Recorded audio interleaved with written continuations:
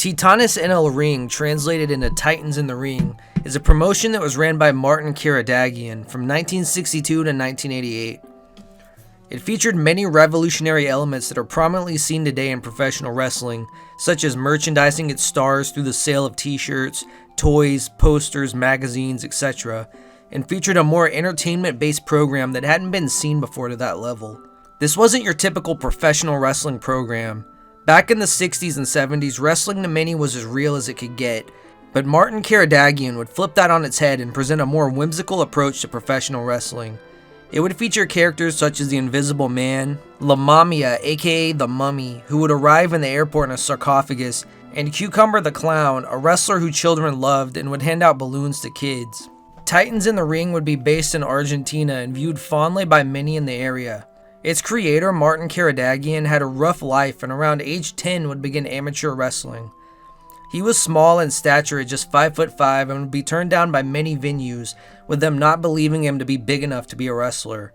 This wouldn't stop him, however, from having an interest in wrestling, and he would become even more interested in the British catch-can style of wrestling. While he wasn't the biggest, he would have to develop a style of wrestling based around dirty heel tactics and win the crowd over with his charisma and comedy in the ring. This is a style seen prominently today by wrestlers such as AEW World Champion MJF, and before that, the Nature Boy Ric Flair. He would introduce many fun gimmicks during his wrestling career that would later be adapted and grown into even more insanity once Titans in the Ring officially took off. Wrestling was on the down end during the 60s, with military regimes trying to take control of the country. Martin knew that wrestling needed something special in order for it to survive. Martin would decide to face famous actor and comedian at the time, Alberto Almeida. This bout would happen at Luna Park in Buenos Aires, and Martin would allow Channel 9 to televise the event. Martin would snowball this new opportunity into creating Titanes en el Ring in 1962, and the show would feature on Argentina TV. Like I previously said, the show would feature many unconventionally bizarre characters. Martin would go into the ring and pretend to fight a wrestler that only the ring announcer could see with special glasses. This wrestler would come to be known as the Invisible Man. You may know the Invisible Man well, as he's had appearances even as recently as in the indie promotion Game Changer Wrestling. Another fan favorite would be the Mummy, who would arrive at the port of Argentina with around 8,000 children impatiently waiting to see what was inside this mysterious, ancient sarcophagus. The sarcophagus was supposedly en route from Cairo, Egypt. Many other bizarre gimmicks included Cucumber the Clown and his alter ego, Italian Il Bersagliere. Cucumber the Clown would be a fan favorite of the children, with him giving balloons out and other party favors. However, Martin would ask him to play a heel character as well. Cucumber the Clown didn't enjoy having to play dual roles, seeing how the children would fear his heel character, and this would make him sad seeing the children fear him. This was a family-friendly show through and through and would become extremely popular in the 70s and 80s. The show would make it their mission to teach children about things such as Greek mythology through their storytelling with characters such as the Minotaur. The wrestlers would also promote healthy lifestyle choices, such as the wrestler Yolanka becoming a spokesperson for a yogurt aimed at kids. Dink C would hand out water-soluble vitamin C product to the children in the audience. All of these memorable and over-the-top characters would ensure that Titanes en el Ring would become one of the most popular shows in Argentina and many other countries. Many movies would be linked to this promotion as well, such as Reencuentro con la Gloria, a film about a pro wrestler who lived a tortured life believing he had killed an opponent in the ring. This film would come out before Titanes en el Ring, however many films would come out after as well. Martin Karadagian would also take on the Invisible Man on the big screen in The Invisible Man Attacks. While Titanes en el Ring would feature many ahead of its time portrayals of wrestling, it would also feature what many would believe is the first incarnation of the heel referee.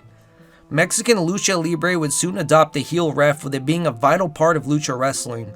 I think an argument could be made for which one would claim it first, but many people think Titanes en el Ring got there first. While Titanes en el Ring would revolutionize many wrestling traditions, they would have one of their own with the man who carries a block of ice. During a match featuring Ruben El Ancho Purcell, the top rope would snap, leaving him tumbling headfirst outside of the ring. The head injury would need ice, and with none available, Martin would have to acquire some from the concession stands. This would leave reporters asking what the ice was for, with Martin stating, "Well, it's to keep the mummy on ice," meaning to keep the mummy frozen until we need him again. This would start a tradition where a man pronounced as the man who carries a block of ice would walk down the aisle to go around the ring and back out again from where he came, with entrance music and all. According to an interview with the Man with Ice from 1994, he would state that the man who carries a block of ice became a national mystery. The key was to stay silent and never give an explanation about why he carries it. Martin would use many marketing tactics to get fans into his shows, such as the time he said that the Pope would be attending a show. According to Martin, he had wrestled a man who became Pope John the 33rd.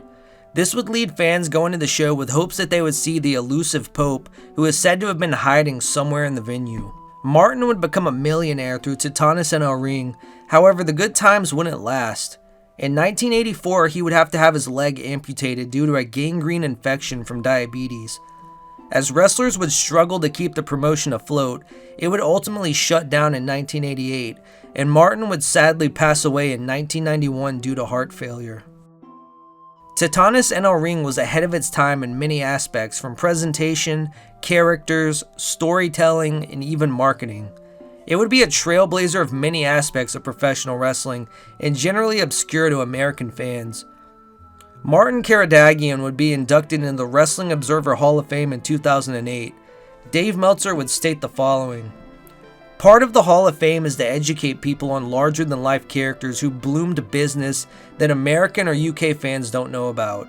Karadagian, in that sense, is more important than most Hall of Famers."